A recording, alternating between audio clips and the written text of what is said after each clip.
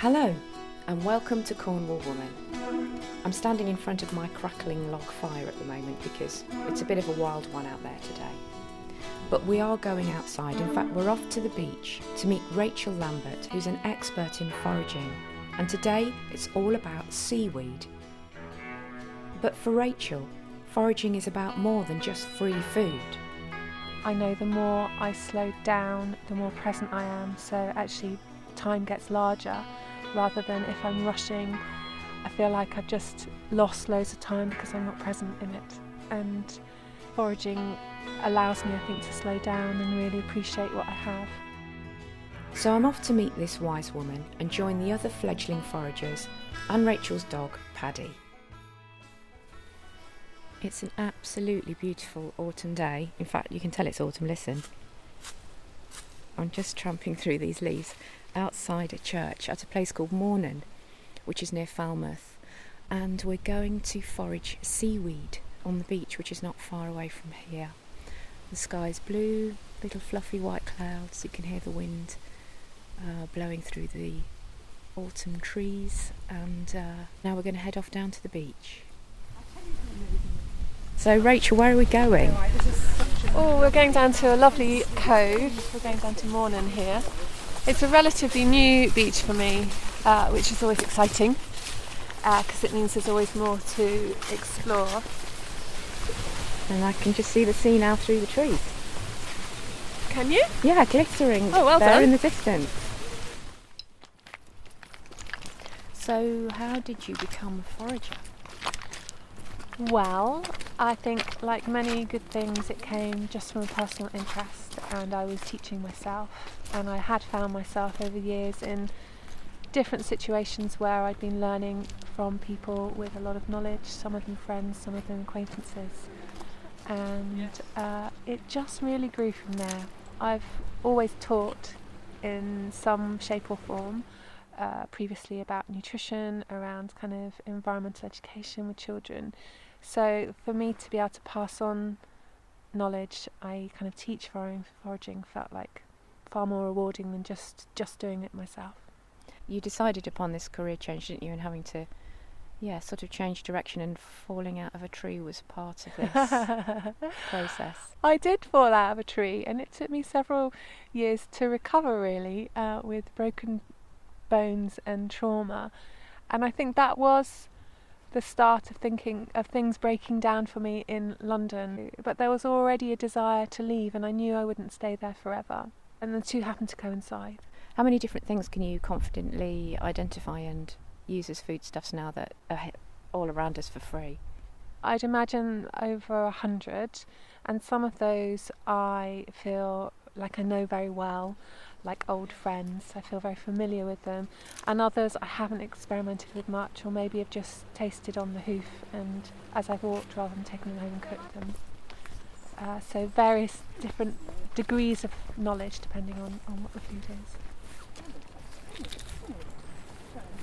So the Japanese name for larva is nori as well, so that's the other thing, which it just gets really interesting of just also how we work with the seaweed completely differently across the world and in different continents. So larva bread is actually has no bread in it at all. It is a pulp made from the seaweed where it's boiled for sometimes as much as 12 hours, reduced down, so all the water is absorbed, which is easier said than done, and you've got a kind of puree. It's broken down naturally in a puree, rich in iron and B vitamins. It is extraordinary stuff. This isn't great raw. You could welcome to try it, but you'll find it's chewy. There's a way around it. One is one of the traditions that I found from Taiwan, I think, where it's dried and then it's just taken over a flame a few times to just sort of help crisp it up, and then broken off and dropped into pieces into a soup and just cooked for about 10 minutes, the end of the soup. Also, if you dry it, or even semi-dry it, I mean this is feeling quite dry, you could just heat up oil, nice and hot, drop drop in these for 10 seconds and bring it out, and you've got lovely black crisps. So there's a few different choices. I've used this in bread before, where we've made a lava bread loaf and then laid it within a bread dough and then rolled it up, so you kind of get like a swirled bread. It's quite nice. So what brought you to Cornwall? How long have you lived here?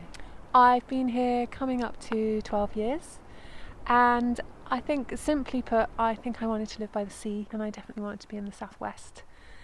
And I looked at moving back to Devon, it wasn't fitting, and just Cornwall felt the next natural step, really. You'd lived in cities, London and other places? Yeah, so I was born in Birmingham, brought up in Bristol, so in a way cities are normal for me, and in a way they feel very abnormal.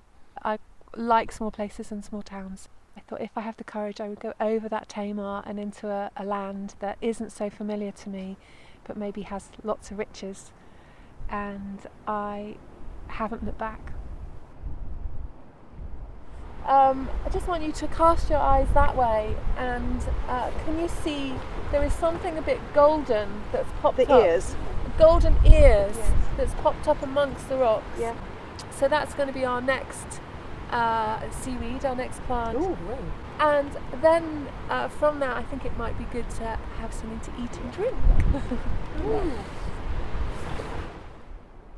What is it about foraging that you like? What do you get from it, personally? You know, I think it's a really simple question, and I still struggle to answer it because it feels like such a sensory, hands-on experience, and being able to translate that into words doesn't feel like it does justice. But I'll give it a go. So, well, we've spoken before about that whole thing of just taking time out, and for me, taking time in nature helps kind of recalibrate my system, really, and help bring me back down to earth, more into my senses, out of my head. I love to be able to taste things and experience the world, so foraging gives me that avenue into that world. The fantastic flavours, and just being able to be in the moment and feel alive by picking and eating something that is literally alive, that's just freshly picked. And then other stuff which maybe is a little bit more general, just obviously I love being outside, I like walking, I like good food that tastes good and satisfying and fresh.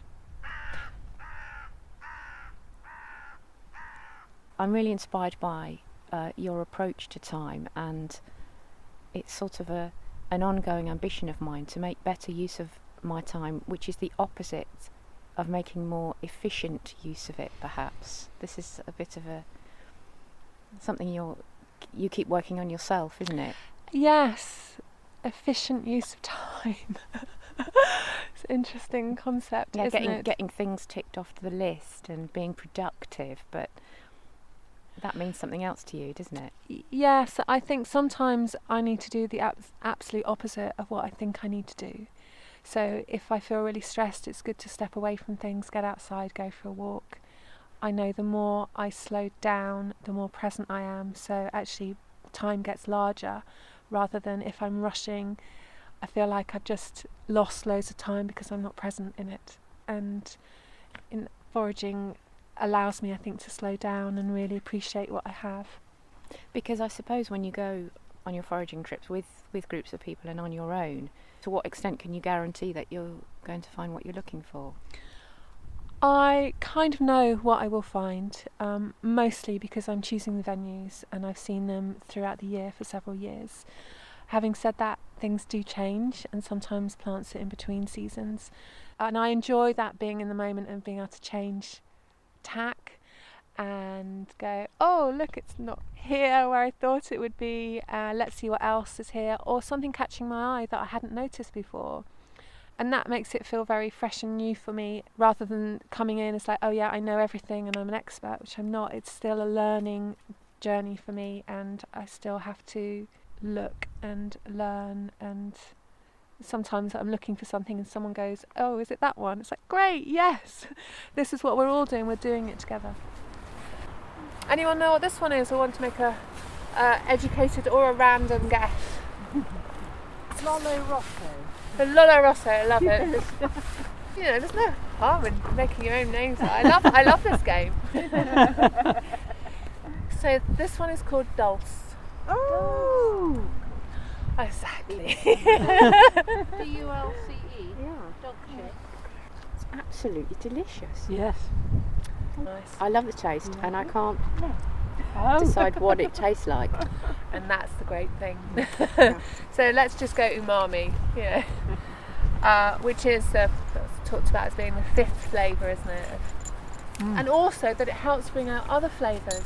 So that's one of the benefits of seaweeds, that you can add it into a dish and it helps bring out other flavours and sort of accentuate flavours that are already there. So you've got good protein, you've got a good things like magnesium, just a fantastic range of nutrients in dulse. Naturally salty, it's got that lovely translucentness to it, hasn't it? It looks like sort of fingers, how it spreads out as well, the kind of the structure of it. In Canada, I've heard they have developed a little tradition of having dried dulse in a brown bag on the dashboard of a car to help soften it a bit and then have it as a snack. There's an expression in Scotland of chewing the dulse, and it would be dried and just you have it in your pocket just as a dried snack. Yeah. And I have a jar sometimes, which I have, not always, but sometimes I get it out of the cupboard and have it beside my laptop, and that's my little snack as I work sometimes. We live in Cornwall. Do you think we've, as Cornwall people, as Cornwall women, do you think we've lost over the generations a lot of knowledge about seaweed? Do you think people would have eaten seaweed more often? I think we must have. I think it was a tradition, like many, that was broken, and it's about re-establishing that. The nearest place I know is North Devon, where they collect lava and still make lava bread. But I don't know anywhere in Cornwall or on the Isles of Scilly where that tradition has kept going. We have, of course, in shellfish and fishing, but not with seaweeds. And the different flavours as well. Do you think our kind of palate has narrowed really? Everything sort of in terms of food, and because of supermarkets, perhaps we've become a bit homogenised and narrowed. Totally, and not just to do with supermarkets. It's happened, before all that. But we eat very few species of plants, and obviously we've been farming between 6,000 and 10,000 years in the UK. So that has meant that we have hybridised and changed plants that we've grown as well. You also do foraging for land plants. You mentioned the wild carrot. How far away is a wild carrot to the bright orange scrubbed relation that we know today? Well, related, but can seem quite far away. So it's still a taproot, so it's a long, thin vegetable, but it's longer and thinner. It's not orange, it's white. It's not sweet, it's more like a carrot oil. It's more intense flavour. And also the fibre is on the outside rather than in the core. So there's actually quite a lot of differences. Superficially the flower looks the same, so the aerial parts on the leaf look similar, but mainly I teach it for the seed. The seed is maybe most similar to something like aniseed or caraway, just really a bit of a wow flavour really. Hi Paddy. Hello Paddy dog. Irish moss actually is the description of a specific seaweed within this family. The other name is carrageen. Or carrageenum. So this is your setting agent. Okay, so this is for setting panna cottas, jellies, for thickening soups, and as cold comes in I'll be putting a blog out to do with a cough syrup as well, which is made with this.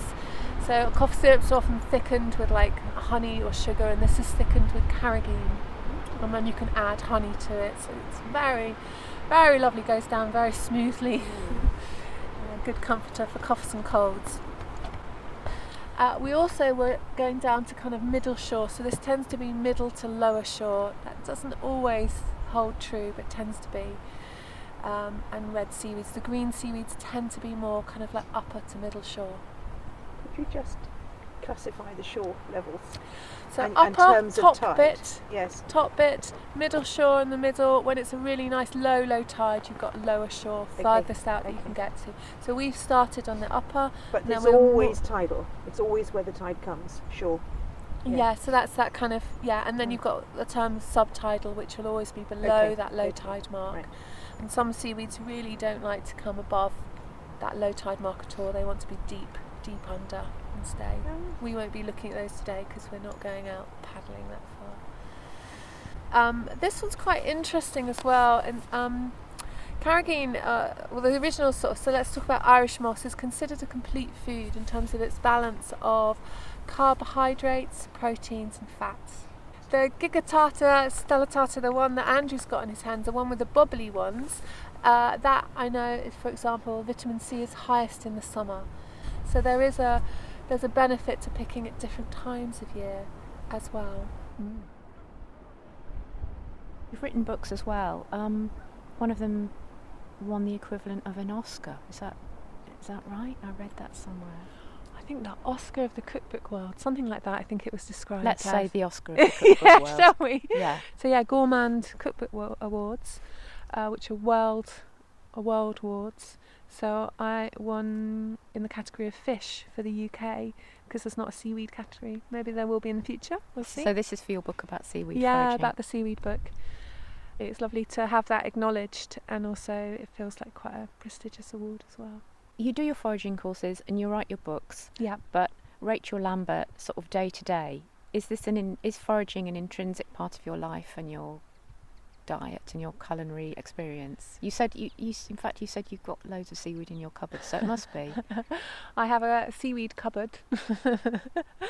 I think it is, and I think one of the signs of that is not thinking about it. So it inevitably becomes part of my diet. Having said that, I go through phases. So phases where I might be using wild ingredients more than at other times. So these days it tends to be in small amounts. Rather than going out and doing a whole feast that's just revolved around forage food. However, it depends who I'm with and what I find. And what about, a bag of chips with loads of salt on, or a bar of chocolate or something? Yeah, great. Phew. Yeah, I just like food. Sometimes chips are great. Right then. This is a broth. So it has a kelp. It's got two types of kelp actually. And then something called sea spaghetti, which we haven't seen here today. So this is it's an organic, it's kind of like half white, half brown bread, a couple of rices, and it's got the sea lettuce in. But you've tasted the sea lettuce, haven't you, down on the beach there as well? Sea lettuce fries. Paddy, away! That's naughty. That's lovely bread. Smells good. Good.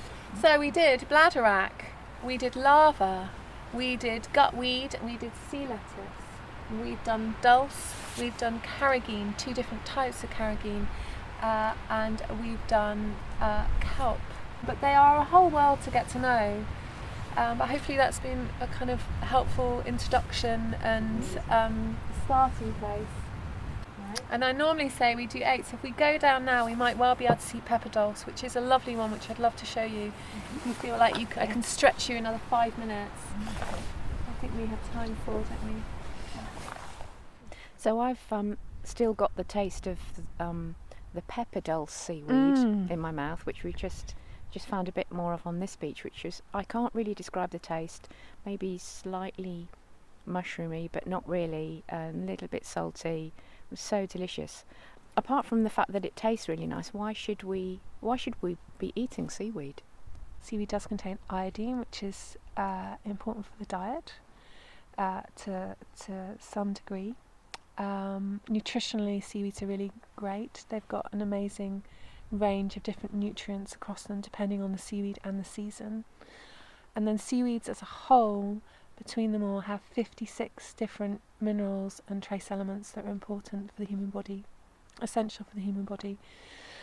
So they have quite a lot going for them, and that's beside the fact of just seaweeds can be a medium that we get to know the world of the underworld world of seaweeds, get to appreciate them more, and then hopefully start to change our behaviours so we start to care more for that world as well. Ah, that's a really interesting point, of course, because there's a lot of concern now about protecting the ocean and thinking about what we've done to it really as human species. And yeah, it is kind of the big blue other, really, isn't it? The big blue other, yeah. Yeah, getting to know seaweed is a way of getting to know the ecosystem of the ocean. Yeah, yes, and we take so much for granted, and we've been very lucky in that respect, but things are changing, and it's very easy to stay removed from those things. I think the more we learn and understand and crouch down and taste and look at things, and I can fill in gaps of explaining, well, this seaweed is declining, this one might increase because of climate change, because of the seas warming. Kelps, for example, are really important for dissipating waves in terms of more storms that are coming there. And we spoke also about them being producers of oxygen, up to 8% of our oxygen. So 8% of the world's oxygen comes from seaweed? Yeah, from marine algae. Oh. And seaweed is a marine algae. So where are your favourite places in Cornwall? You obviously spend an awful lot of time outdoors. Well, here we are, kind of outside of Falmouth, towards kind of different creeks and estuaries, and I'm quite in love with this area at the moment, I have to say. And I also love being in West Cornwall along the sort of rugged coast there. And I quite like not having a favourite place as well, and that changing with the seasons and with moods, and God, aren't we lucky having choice? Do you think you could do what you do anywhere else? Yes, I do, but I don't want to. And actually, as the years have ticked by, I want to stay more in this area rather than go to Devon to teach, or to Bristol to teach, or further afield. It makes sense, I think, to keep it local, and then suggest that people go to a different foraging teacher in a different region. So earning your living from foraging and writing has taken quite a leap of faith, hasn't it? And I've found, living in Cornwall, that there are a lot of women who've done that and have given up things perhaps in order to have a new way of life. Do you feel that? And do you feel that this is a place where people can live the life that they really want to? It does feel a little bit that anything is possible down here within the remit of it doesn't necessarily mean that you make lots of money. So maybe that's the sacrifice with it. And it's also the circumstances, because of the nature of the work, or maybe the limits of the work available down here. I think it lends itself to people being entrepreneurial. It feels like, yes, it's been a risk to take, but a worthwhile one, and it's about trusting as well, and just keeping on. And for you, the idea of doing what you want to do is always a work in progress? Yes, always a work in progress. Yeah, we change, don't we? And it's easy to just sort of sink into a rhythm and think everything's all right, and sometimes things need shaking up and revisiting, and it's about feeling engaged with life and alive and happy. Rachel Lambert, thank you very much. I really enjoyed foraging this morning, and I'm going to two things. I'm going to eat more seaweed and think more about what I want to do every day with my life. Sounds great. Me too. As Rachel says, anything is possible. If you want to find out more about her courses, seaweed or land food, look up Rachel Lambert Foraging, or check out her lovely little book, Seaweed Foraging in Cornwall and the Isles of Scilly. It's got some really nice recipes in it. In the next episode of Cornwall Woman, we'll meet another dog owner, Jane Pugh. She's an amazing storyteller, a sea swimmer, and an expert at being on her own. I've always suffered from loneliness. As a child, because I'm so social, such a sociable person. And what I learnt is that there was a lack of being able to stop, turn around and face it. It felt on a kind of metaphorical level that people were running away from being on their own. There wasn't that moment of saying, stop running and just be on your own. Part of that approach to your own life and how you feel is to stay with that fear until it's not frightening anymore.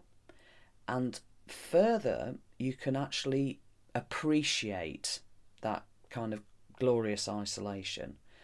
My sister, who has a very busy family life with small children, my goodness me, she could do with 40 minutes being on her own. She could really do with that, you know. Well, it's still windy.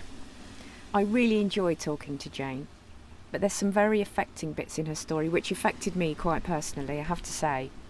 If you haven't already, please subscribe to Cornwall Woman and rate us, and thank you if you've left a lovely comment. It's good to know you like it.